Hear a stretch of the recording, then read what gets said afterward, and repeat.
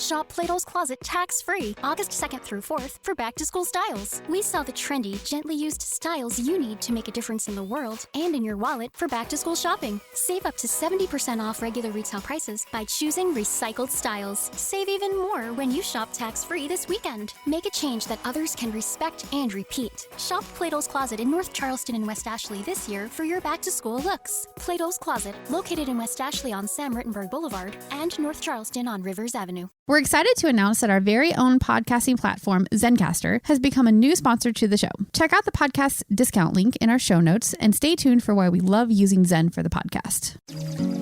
You're listening to the Archaeology Podcast Network.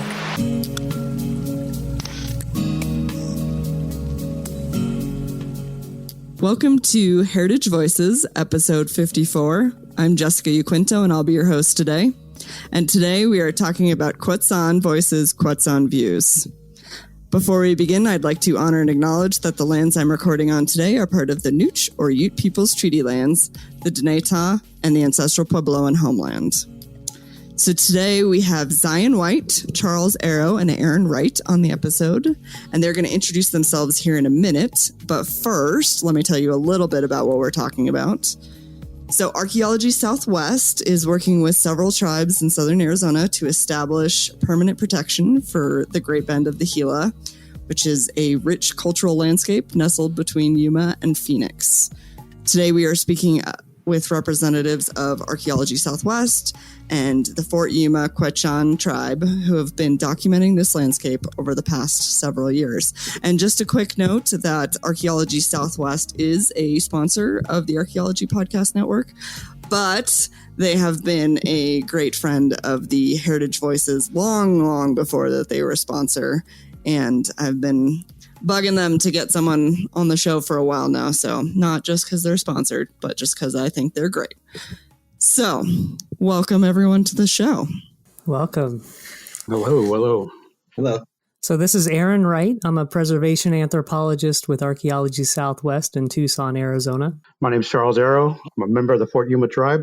I've been working with Archaeology Southwest for the last couple of years, documenting and doing data entry for the petroglyphs that we're working on. And I'm Zion White, member of the Kwatsáan tribe as well, grown up on the reservation all my life, and I'm fortunate to be on the Elk Creek project along with Charles Arrow, working with Aaron Wright. Perfect.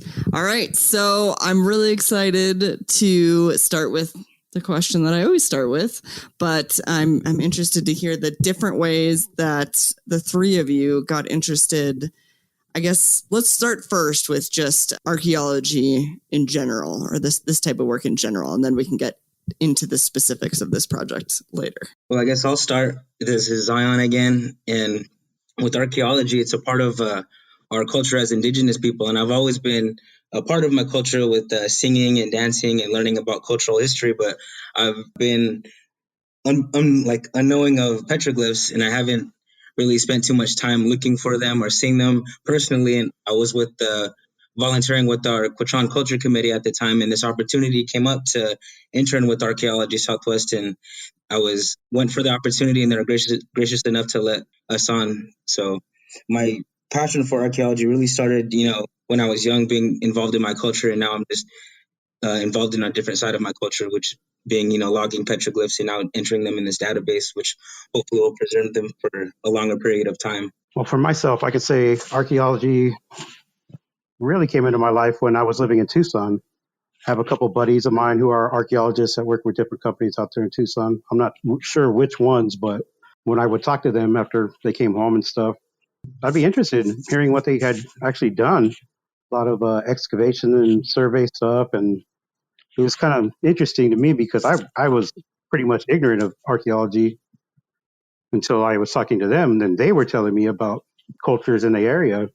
So that was my first real interest, but I was fortunate enough to be able to work with Archaeology Southwest through the cultural committee on my tribe. My aunt was a member, and she had said there was an opportunity to learn a little bit more about our history.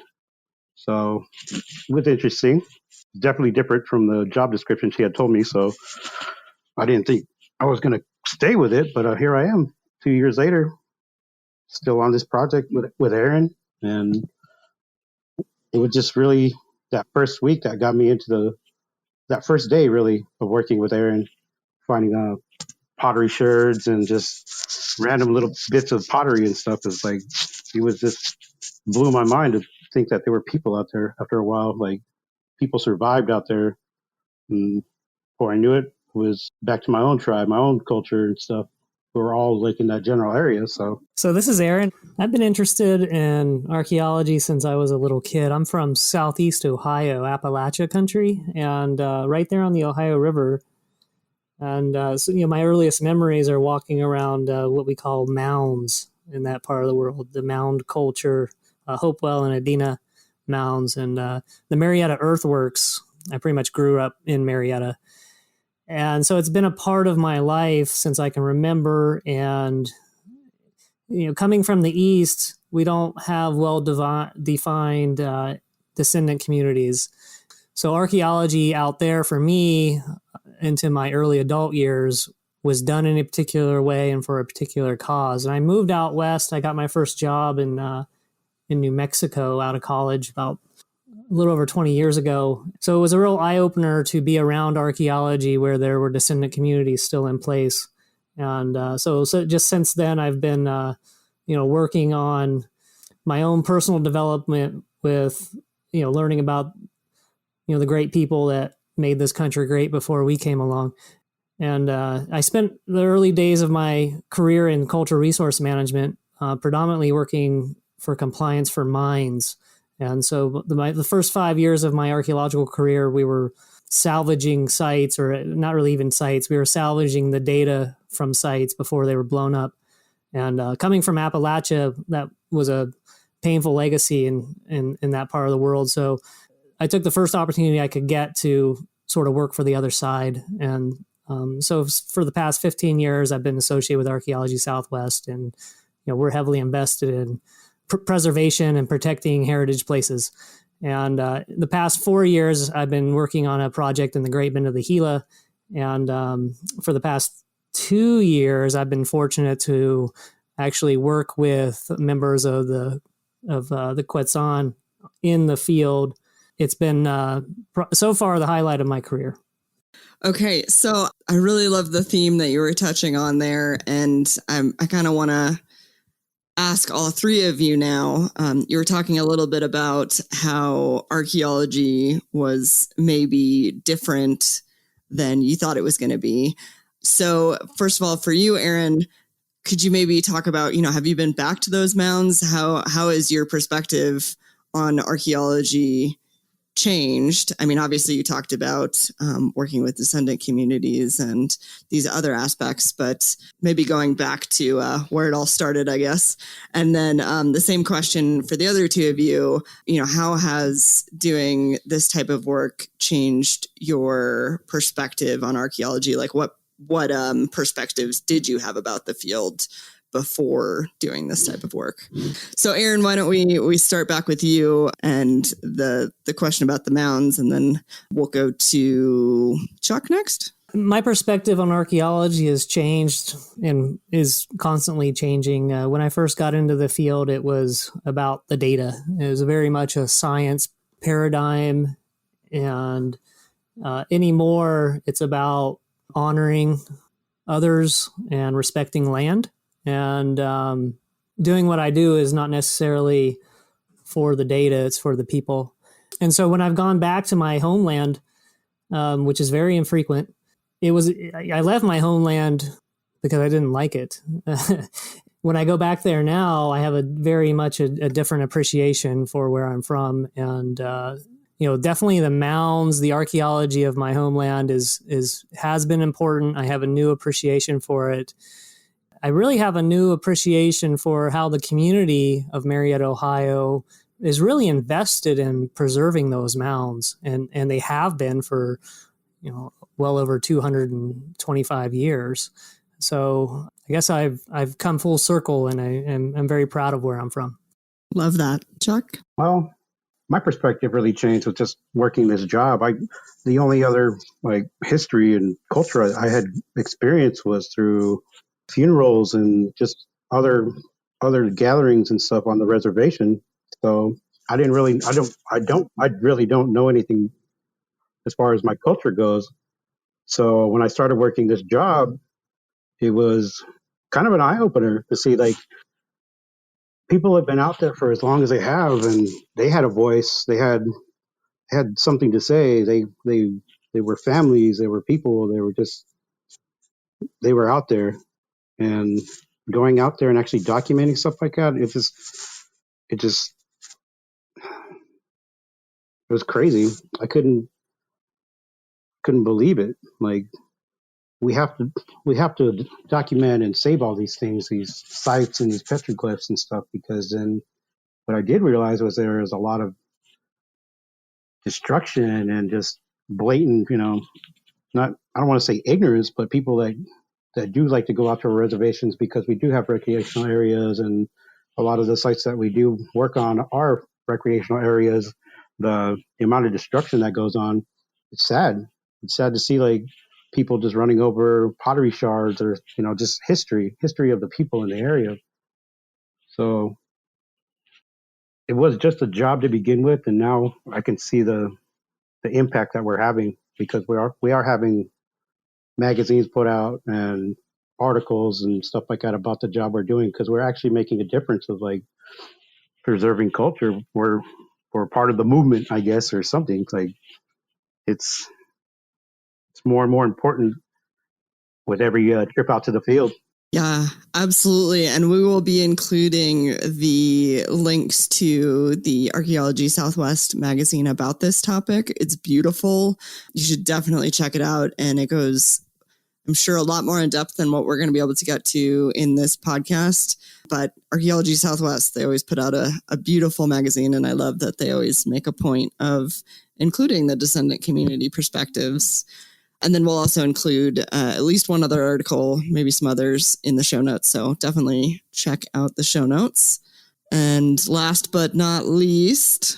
Hey guys, my perspective on archaeology when starting this job, like I stated before, I hadn't really seen this side of my culture as far as petroglyphs, but now I get to be around like thousands of panels and thousands of petroglyphs, and I'm the one logging them along with, Chuck and Aaron, and we're out there with our clipboards in the middle of nowhere, and it's really impactful to me because, like I said, we get to be the ones, and so grateful for the opportunity through Archaeology Southwest to be doing this, and I hope to see, the end goal is preservation in what we're doing, and that's what I hope to see, because my ignorance, I guess, to archaeology, or rather was, me thinking we're going to be going out and digging for things or going out moving things, or I don't know, but now it's more just what's on the surface and what do we see out there, and there's a lot.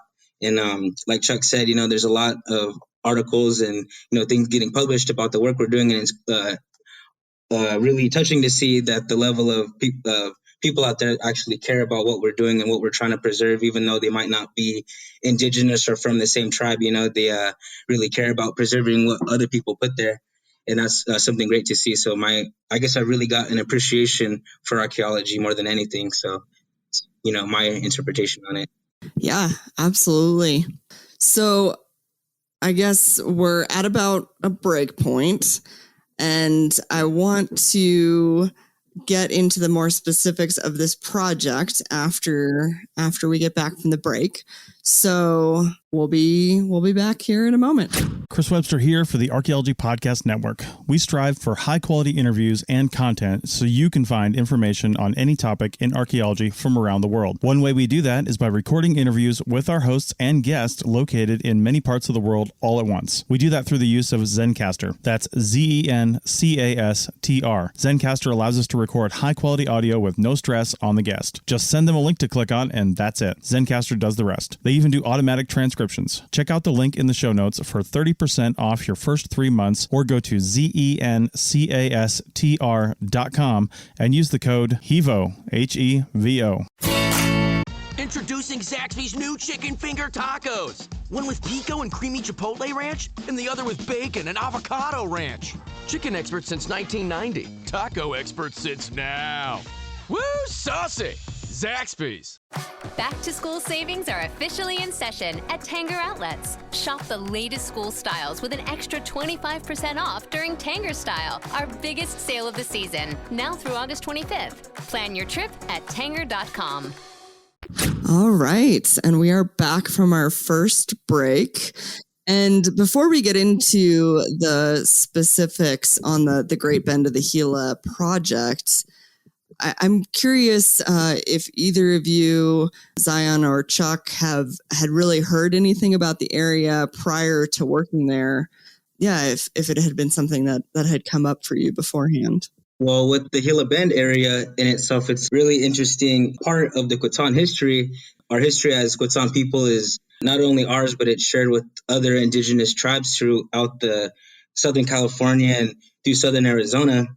And it follows a pattern of migration. It follows a story, a history that we have that starts in Needles, California at Avicume, Newberry Mountain, going down to the coast towards San Jacinto Peak, towards Baja, California, in the San Diego area, back towards Yuma. And then in Yuma, without saying too much, a historical leader in our tribes, somebody very important to us, they passed away in Yuma.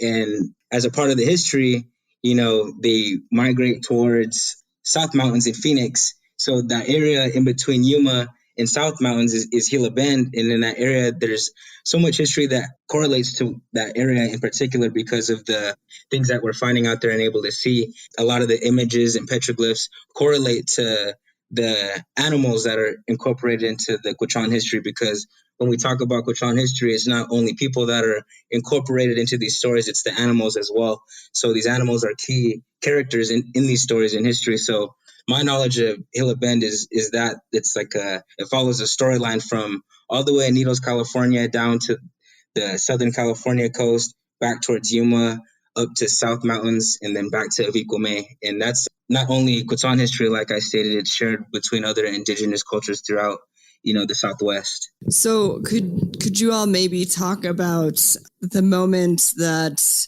it became recognized that there should be, more protection for what sounds like a very important place, and also that aspect of working with the other tribes that you mentioned and coming together on this effort? So at Archaeology Southwest, we've been envisioning a landscape scale preservation for the Great Bend region, which we define as pretty much from where the Salt and the Gila come together outside of Phoenix to around Dateland, Agua Caliente Mountains, about 70, 75 miles upriver from Yuma.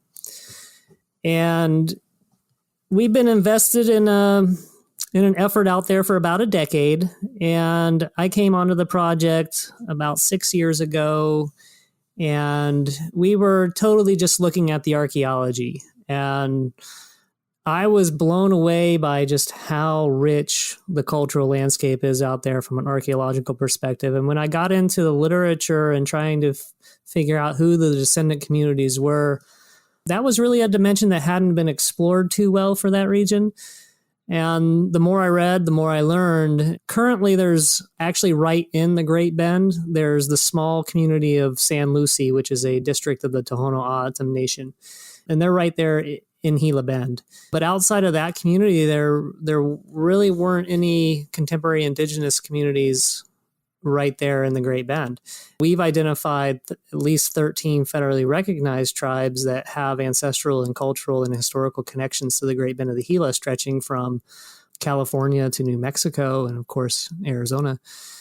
And so we got really interested in reaching out to the tribal communities to learn about their values for that landscape. And it's through that process where the current project became a reality. And about 4 years ago, I seek some assistance from the National Endowment for the Humanities to work with several tribes to actually do field recording on public lands in the Great Bend of the Gila. And so we were operating on that for a number of years. And then when COVID became a reality, came into our lives, we actually sought additional assistance from the National Endowment for the Humanities so that we could, over the past year, we've been working remotely pretty much digitizing all of the field data that we collected, and then on top of that, digitizing other people's field data that they've collected in the Great Bend area, but then also across southern Arizona into a pretty large database.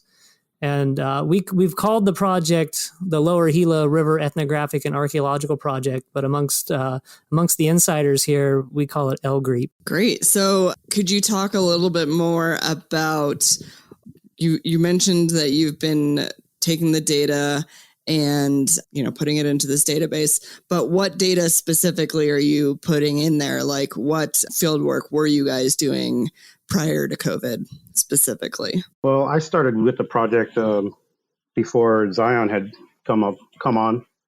And at that time, we were doing a lot of survey work. So we're out there just looking for, or actually like going through sites and locating pottery shards and stuff like that. And it was really just pottery shards to begin with. And then after a while, we'd have to move on. And then we started doing work on petroglyphs. So we would go out to a site that Aaron had researched or whatever, and we would go out there and we would basically just walk the area until we found something, a rock with, petroglyph or scratch marks or something like that, and we would just document. So Aaron would go running around with his GPS and his compass so we can get a bearing or like a general direction what the petroglyph was facing, and we would document it like that, every individual one, until there wasn't any more. It seems like a slow process, but after a while it was, we were just being thorough of the area, and then we would move on to the next one, depending on which site it was. It was either pottery shards or petroglyphs, but it was just on to the next site, to whatever we could find.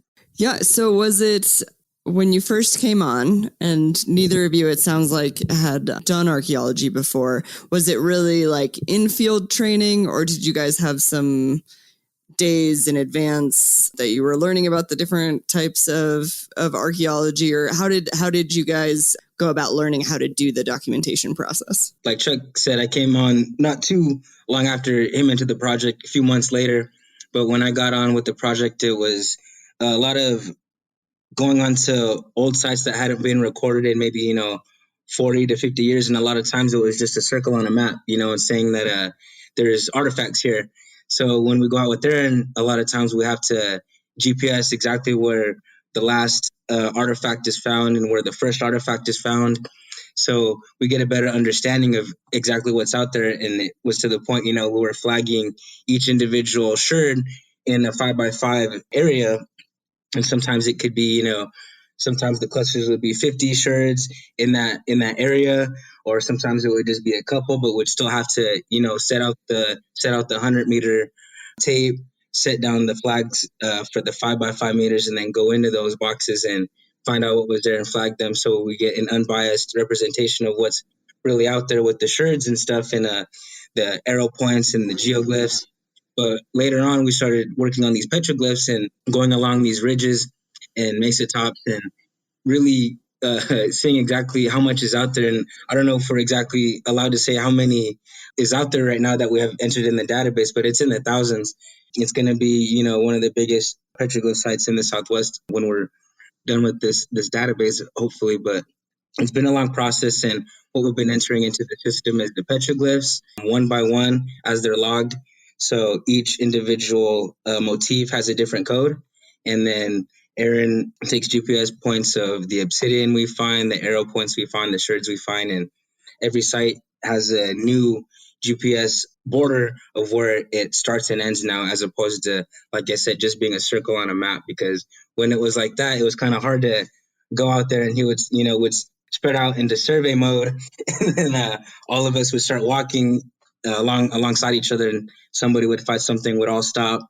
Aaron would have to come over and look at it, GPS it, would all start walking again, and just like Chuck said, one by one would find these sites until the point where it got super dense, and would have to set up the 5x5 meters to get an unbiased representation of what was out there. And we found so many sites out there, and it was really just a great opportunity to be a part of it and see what's out there, because it's not only indigenous history, it's the history, me and Chuck share together as Kwatsáan people. So just a great opportunity to be out there with Aaron. Yeah, it sounds a lot like Southwest Colorado, where, people joke that there's only one site per acre, but the site's an acre. Sounds like the same kind of thing. So I'm curious, if it's so dense and there's so much archaeology, so much, it sounds like really incredible archaeology, why do you think it hasn't been recognized until now? There's a really long answer to that question. Yeah, Aaron would be the one to answer that one, that's for sure. So in Southwest archaeology, most people envision things like ancestral Pueblo ruins, Mesa Verde, Chaco Canyon. If you're in southern Arizona, you're thinking Pueblo Grande, Casa Grande, big, substantial sites, ball courts, platform mounds, as people like to call them. In the western deserts, people didn't necessarily live like that or build that type of architecture. So the archaeological sites haven't received the amount of attention that they merit. And so much so that there's a kind of a bizarre popular impression that it was inhabited by nomads or low population densities, which really there's no basis in the ethnohistoric record for that. And as we're learning from the archaeological record, that's absolutely not true either. But this part of the world, Southwest Arizona, if you look at it in the context of how archaeology has been done in the Southwest, at least through the academic institutions, people don't run field schools outside of Yuma in the summer. So if you're if you're wanting to run a field school and train students and get publications, you're going to do your field school at higher elevations. And so academic institutions have shied away from Southwest Arizona, Southeast California, just because it's unbearable in the summer.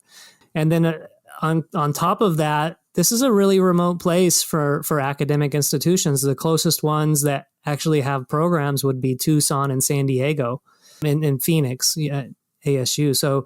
So it's actually pretty remote. People just can't go out on the weekend really and do a little bit of field work or run a field class. And so it's not received the amount of attention through the ivory tower system in that way. Yeah, but then from a cultural resource perspective too, this is undeveloped territory still. And that's one of the reasons we're heavily invested into it, because we want to make sure that this cultural landscape is preserved, because the development is coming.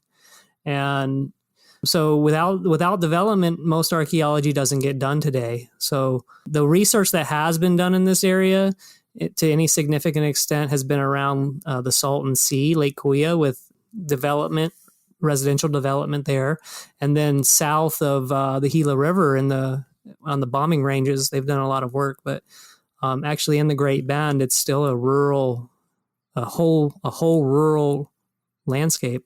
And what types of particular development are you anticipating might come into the area? Just basically like sprawl from Phoenix, or what are you guys envisioning? It's sprawl, and what sprawl brings with it. I mean, anyone can look at the West Valley today and compare to the way it looked 10 years ago, and just envision the continued expansion, the West Valley of Phoenix, that is. Yeah. So it's eating up the rural West. It's eating up cultural landscapes, ranching landscapes, farming landscapes. Yep. And eventually they're just going to come through and destroy all of that. Yeah, especially because people put cities a lot of times where people put cities in the past, right? Like good landscapes are good landscapes. Although I think there was an interesting point that you guys brought up in the magazine that, for the area that you're looking at, for example, the landscape has been artificially changed quite a bit since what it would have looked like, historically, but especially prehistorically. Do you want to mention that real quick? Well, the Gila River was effectively killed in the early part of the 20th century. It hasn't flowed in any regularity since about 1920, approximately, at least below Phoenix.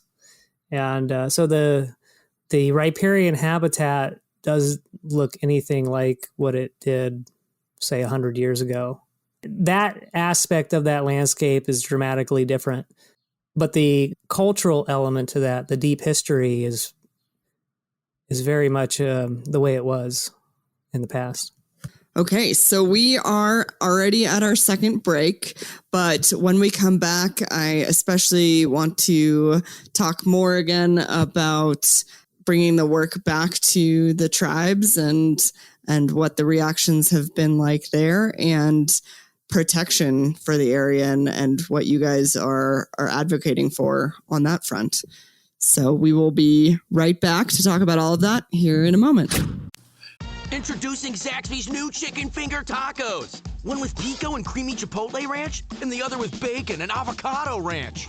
Chicken expert since 1990. Taco expert since now. Woo, saucy! Zaxby's. America. We are endowed by our Creator with certain unalienable rights, life, liberty, and the pursuit of happiness. By honoring your sacred vocation of education, you impact your family, your friends, and your community. At Grand Canyon University, our online bachelor's, master's, and doctoral education degree programs allow you to balance online coursework with observational and hands-on experience in the field. Find your purpose at GCU. Private, Christian, affordable. Visit gcu.edu. All right. So we're back from our second and final break. And what I was hoping to ask you guys about was, so obviously Chuck and Zion, you guys are very involved in this project, but have other people from Kwatsáan also been involved in this project?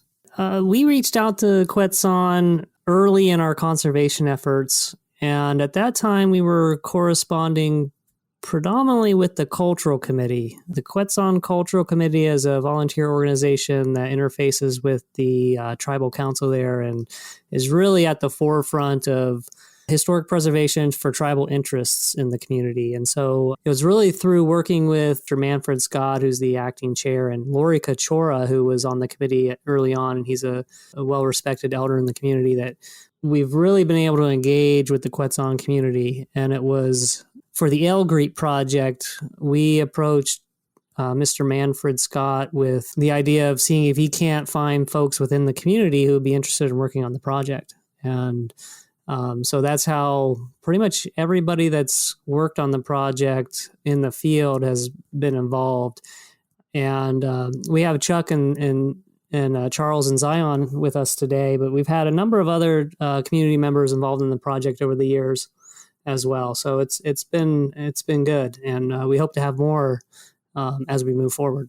Yeah, I'm definitely thankful for the cultural committee. That's how, like Aaron had said, that's how I had learned about the project, and really it was just my aunt who had given me the opportunity and said, "Hey, you might like this." So really thankful for them. And your aunt was on the committee, is that right, Charles? Oh yeah, my Aunt Jerlyn Swift Arrow. Yes, she was. I think she still is. Maybe not so much now, but I do believe. Yeah, I just wanted to say it was only through the committee as well that I learned about, the project and internship. And I was serving briefly on the committee just for a few months myself, but they were gracious enough to let me, intern with Archaeology Southwest, and the internship kind of turned into employment after a while because we've been on now for a year and a half, and the project's been going really good, and we've been getting a lot of good data from it. But it was only through the committee, that we were really given the opportunity and connected through Archaeology Southwest. So just thankful for them. It's not just the El Greet project either. They're pretty much involved in everything around the area, I'm sure. My impression is they cover all of the ancestral lands of Kwatsáan, so they're up at Aviqua May and Pilot Knob and South Mountain. Yeah, they have to correspond to a lot of upcoming projects and surveying projects and things like that come their way. There's a lot that they have to sift through and correspond to, and it's just it's all volunteer work that they volunteer for the culture committee. But we're just real grateful for them that they do the work that they do. When I speak too on these topics, I speak only for myself. As a member of the Kwatsáan tribe, I don't speak for any other tribal affiliations. I'm just speaking as a person who's been on the project now for a year and a half and sharing my experience here on the podcast with you guys. Speaking for myself and not a tribal member, I mean, the cultural committee is doing a lot of good things, and they are working towards preservation and stuff. But it always feels like we can be doing more. Yeah, so I also want to touch on something that you guys were just talking about there about, the opportunity to become an intern and what that's been like. What do you think that if other, CRM firms or land management agencies or, other people are interested in working with the tribes and having tribal interns, what would be some like recommendations you would have for them, like in terms of recruiting, like obviously in this case, they went through the culture committee, or in terms of like what makes for a good internship, what recommendations would you have? From my experience, having a positive working relationship with the cultural representatives from each tribe is important. That's really the segue into the community. In this particular instance, I really wanted to work with tribal members, and working in archaeology, I don't see a lot of tribal archaeologists or tribal people working in archaeology, and that's a problem for me. And so I wanted to provide an opportunity for people that didn't have necessarily a background or a training, because in my opinion, doing basic field archaeology doesn't require a college degree. It requires obviously some physical ability to do it, but then it requires the interest and the will to do it. Archaeology is an institution, and with that are institutional procedures. And there's a significant hurdle for people that want to get interested in archaeology if they don't go to college. And that college degree as a prerequisite for doing field archaeology, if we want to make archaeology more diverse, I think we need to reconsider the sort of prerequisites for getting into the field. We would need to get with our youth amongst our tribes and trying to get that interest, like with the jobs that me and Zion are working on. We're kind of representing our tribe a little bit, but really it's just trying to get the youngsters out there, the young people, the interest, because there's not a whole lot of interest. Like Aaron was saying, there's not a whole lot of native surveyors or, archaeologists or field technicians or, there's not, I didn't know what the job was. I really don't expect a whole lot of interest in a younger generation. Right. Like Aaron was saying, it takes a special kind of individual to want to do the kind of work that we're involved in right now, and, given the opportunity to be, because, what it takes to get the data that in the volumes that we're collecting them in, it takes, staying out there for 4 days out of the week and being home for 3 days and not being in a bed, that means, for the 4 days, and then coming back home and then having, limited showers and limited time with your family. You really got to have a passion for the work that you're doing. And, we're given that opportunity, and, thankfully, I think we're representing our tribe in a little bit, doing that kind of work, and taking that perseverance and integrity and have the tenacity to do it and stay out there for the time and, do what's required of us. Yeah, because a lot of what we're doing now is like, it's not easy work. And you try to approach a younger person and try to get them to do that kind of job. It's not going to be easy. There's nothing glorious about it. Like no showers, we're in the field. It's hot. It's not easy to do, but with the articles that have been coming out and the work that we have been doing and the notoriety, I think we're gaining like a little bit of an interest for young people to come out and see what it's all about, to reconnect with their culture and just to be out there, just to see what it's like. Mm-hmm. One of the things that I really wanted to get out of this is to learn about the people I work with, and in this context, the members of the descendant communities. And so I think for other people that work in this profession that want to engage descendant communities, having a willingness to listen to them and having a willingness to learn from them is part of the formula for it to be successful. Absolutely. So, okay, you were all talking about kind of the unglamorous part of archaeology, no showers, you're camping. What makes it worth it? Yeah, Right? Big questions. I would say the small victories, they add up. And the long-term vision, it's about setting goals and reaching them. And then you set the next goal. What really makes it worth it, not showering and being out there and just really roughing it is waking up at 6 a.m. just to get ready and walking out to a site and being shown the site and saying, okay, we're going to cover this much ground today. And actually at the end of the day, covering that much ground and looking back at the work we've done, like not just recording petroglyphs or documenting, it's just looking back and saying, whoa, we really did just hike that whole hill and did all the petroglyphs on the cliffside. Like, it's like a good amount of area, but it's just putting it into perspective, like every day, like, whoa, we did that.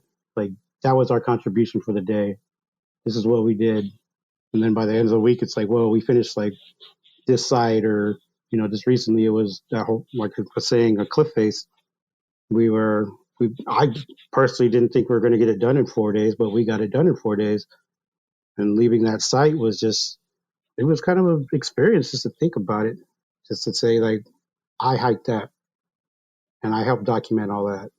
But, nobody's ever really going to see it because it's so remote for the most part. But I feel better about myself knowing that I contributed that much towards the project. For myself, I would say what really makes it worth it to be out there is, like Aaron said, small victories when we get done with the site. And like Chuck said, to know that it's logged and that it's done. And we have a modern, perception of what's out there. And, I get to say, relay that message on to my people.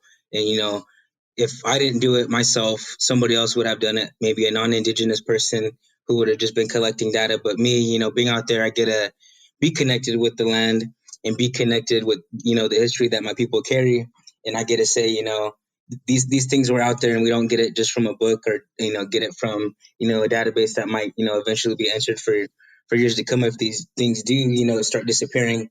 But what really makes it worth it is every site we log, after it gets done, like Chuck said just now, fills your heart a little bit knowing that it's logged and that it's done and that there's a new outlook on what's there.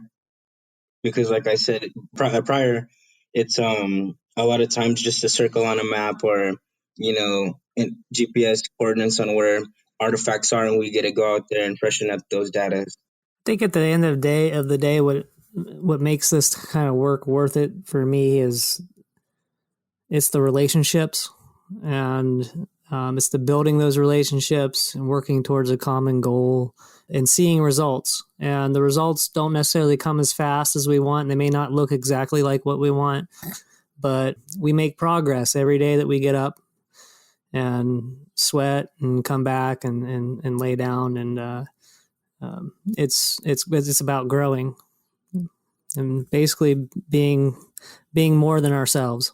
Because the job is really, like, it just seems like we're living out there like bums for a while during the week, and it's not glorious. It's not anything pretty, but at the end of the day, we're actually making big steps towards preservation of the area and stuff. And you definitely don't see that when you're out there documenting. You definitely don't see that or feel like that when you're doing data entry. It's just, it's like the articles that are written and stuff about us, it's just like, it brings it all into perspective. So that daily work doesn't feel like daily work. And so you see the bigger picture, and that's what we're just contributing to. So every day, just grinding it out, making sure we get it done. And then when we get it done, it just takes a while. It takes months, maybe. It takes years, actually, to have it all just condensed together. And then you can see why you're out there every day. And can we say how many petroglyphs we found so far, or you want to wait on that? Well, we can give some numbers if that's an interest. You want to? I think it'd give a little perspective on what's been done. Yeah. We estimated when we started this conservation project that there might be about 100,000 petroglyphs in the Great Bend area. At the time, I thought maybe that's a little high, but based on the limited information available at the time, it seemed possible. After working on El Grape, I'm very confident that number is actually true, if not an underrepresentation. So amongst us on our project, we've documented about 35,000 petroglyphs in just a certain section of the Great Bend of the Gila, not even a 20% of the Great Bend of the Gila we've been working in. So projecting outward. It's definitely one of the highest concentrations of petroglyphs in the Southwest. Is this Great Bend of the Gila region? Right, and it also has geoglyphs, from what I understand. Correct? That's correct. You can call them geoglyphs, ground figures, gravel pictographs. They have a lot of different names depending on who's speaking, but yes, definitely there's a plethora of those in the area. They're very enigmatic. I'm still trying to wrap my head around them, as I believe a lot of people are, and I'd be curious to hear what Zion and Chuck think about those things. Honestly, I don't have any perspective on it. It's just they're there. As much as I try to interpret from what I see, it's just, what do I know? I wasn't there. I can relate it to myself or however at that moment, but the person who or people who made that, like, what were they thinking? I wouldn't have any clue. I'm entirely convinced that they're expressions of indigenous spirituality on the land. Right. Okay. I can't necessarily speak about that myself. I would say, as an indigenous person, seeing these geoglyphs on top of these mesa ridges typically are where they're at, circles of them, just, lines of them, the Abanitas, I think Aaron and he's talked to me about it, trying to come with the correlation between, where these Abanitas are actually facing. And we've both, I think, kind of come to an agreement that they point towards a spiritual mountain that it's really important to us as indigenous people, as Kwatsáan people. It's a mountain that I referenced in the past of Equimay and Newberry Mountain. All of these Abanitas that we are coming across on, the El Grip Mesa ridges are pointing towards the northwest. So it's north and west. So that's, the area from where we're working, and that's directly towards that area. And these rock rings that are out there, undoubtedly, like I think Aaron was, saying that, they're used for spiritual aspects, of culture, because somebody took the time to pick up a 20-pound rock and set it in a formation for what? Not for, I think, the fun of it, because, you have to climb up to the top of these mesa ridges, get to the top and carry these rocks and put them in the formations. It's hot, it's, tedious work, and they use them because, we've come to find that they've sat there for hundreds, if not thousands of years because of, the caliche not being on top of the rocks, it worn away. These are geoglyphs that haven't been touched for a lot of years. So we do our best to log them, not touch them or, disturb them in any manner. But I think they're, used for spiritual aspects and culture. There's definitely a spiritual significance toward them. They wouldn't have done it unless they had something to say. That's definitely for sure. That's all I could add to that. I don't know. So with that spiritual significance in mind, what would you want people to know about the area? Like, what would you want them to be advocating for the area in a certain way? Would you want them to be acting in a certain way when they're there? Would you, what would you hope from people listening to this episode? I don't know if the area we're working in, I would want people to actually go visit. It's not that I'm trying to say that our culture and our history shouldn't be recorded or brought out to the world, but with that, bringing in, that just opens the area to open to visitors and, possible destruction of glyphs of these rocks. And it may not be through any fault of the person visiting, because there isn't anybody out there to necessarily tell them what's the right way to go about visiting these sites. Because there is an area called Painted Rocks. It's a nice little cluster of rocks in the middle of nowhere with a lot of petroglyphs on it. And through the visiting of the area, a lot of the petroglyphs along the base of that little mound, the pile of rocks, it's eroded, not through necessarily anybody's specific intention, but just the information being out there and people just being naturally curious to go and visit these sites. They destroy them. If we do work towards something like a national monument or something like that to have areas protected that we are working in, I wouldn't necessarily want people to know that area. I had seen a podcast or listened to a podcast where a man said, if it's a part of the history of the area he's living in, then why can't he have the opportunity or kind of like the right to go and visit these areas? And well, it's not particularly that person's culture, but it doesn't mean he has the right to go and sit in these areas or, draw attention to these areas, because it's just going to destroy all the stuff that we're documenting. I would just say, I think without knowing cultural history, you can't have a real appreciation for the area in itself. So I think anybody visiting it who's not Indigenous or doesn't know that would want to keep in mind the word preservation. If I'm doing something that's not preserving the site, am I wrong or am I doing something wrong? Everything we do, we're doing, in the hopes of preservation. We're going out to these sites and leaving them, and I'm not visiting them after I leave them.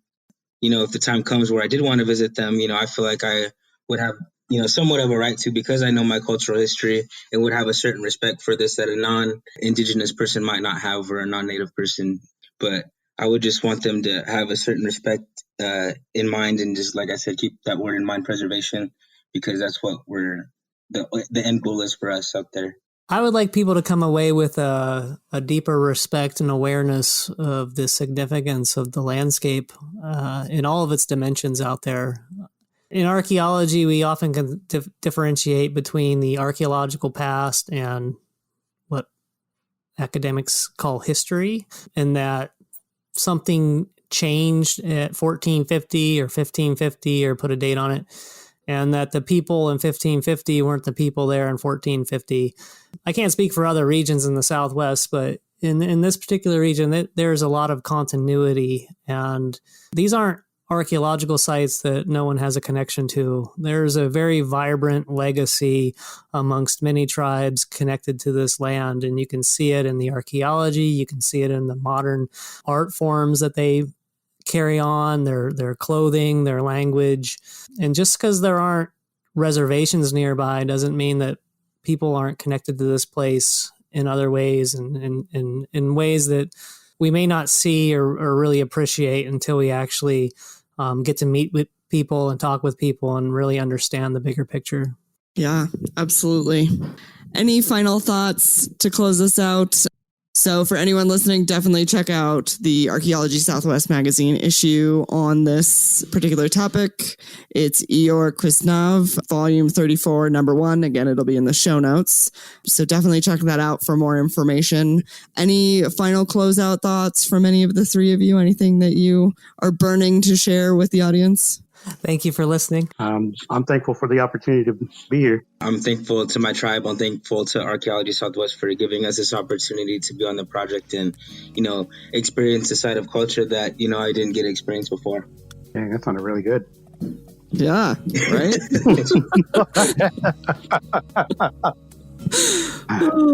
Well, thank all of you for coming on again. Really appreciate it. And can't wait to share this episode. And now that we've done it, re-look through the magazine again and see it with new eyes. So thank you. Thanks for listening to the Heritage Voices podcast. You can find show notes at www.archaeologypodcastnetwork.com/Heritage Voices. Please subscribe to the show on iTunes, Stitcher, or the Google Music Store. Also, if you like the show, please share with your friends or write us a review. If you have any questions, comments, or show suggestions, please reach out to me at jessica@livingheritageanthropology.org, or you can find me on Facebook through Living Heritage Anthropology or on Twitter @LivingHeritageA. As always, thank you to Lyle.Balenquah and Jason Nez for their collaboration on our incredible logo.